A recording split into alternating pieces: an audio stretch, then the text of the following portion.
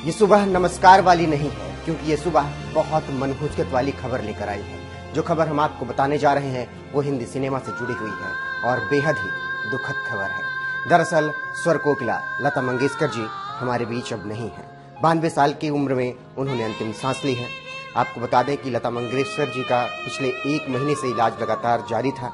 ऐसे में कल उन्हें आईसीयू में शिफ्ट किया गया था, जिसके बाद से लगातार उनकी तबीयत नाजुक बनी हुई थी और अब वो हमारे बीच नहीं है। और ये बहुत ही बेहद दुखद खबर है हिंदी सिनेमा के साथ साथ म्यूजिक जगत के लिए कि स्वर कोकिला लता मंगेशकर जी अब हमारे बीच नहीं हैं और उनके वो गाने हमेशा हमें याद आते रहेंगे। लेकिन जिस तरीके से उनका अब जाना हुआ है, एक सन्नाटा सा पसर गया है और हिंदी सिनेमा जगत में पूरी तरीके से मातम का माहौल है।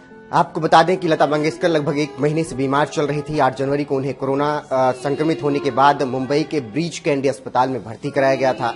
लता दी को कोरोना के साथ निमोनिया भी हुआ था। लता दीदी की उम्र को देखते हुए डॉक्टर्स ने उन्हें आईसीयू में एडमिट किया था। तब से वह लगातार संघर्ष ही कर रही थी। इलाज के दौरान बस 2 दिन के लिए उन्हें वेंटिलेटर से हटाया गया था। फिर जैसे ही उनकी तबीयत बिगड़ने लगी, फिर से लता जी को वेंटिलेटर पर सपोर्ट में लाया गया, लेकिन उनकी जान नहीं बचाई जा सकी। आपको बता दें कि लता जी के निधन की खबर सुनकर पूरा दुनिया शॉक्ड है और हिंदी सिनेमा जगत के साथ साथ म्यूजिक इंडस्ट्री इस वक्त मातम में है। सोशल मीडिया पर लता मंगेशकर जी के जाने के निधन की खबर सुनने के बाद सभी इस शॉकिंग न्यूज के बाद उन्हें विनम्र श्रद्धांजलि दे रहे हैं और उनके इस पूरे एक जीवन को याद कर रहे हैं कि कैसे लता मंगेशकर ने भारत का नाम पूरी दुनिया में फक्र से ऊंचा किया। सभी सिंगर्स आत्मा की शांति को मिलने की दुआ कर रहे हैं। फैंस की आंखों में नमी है।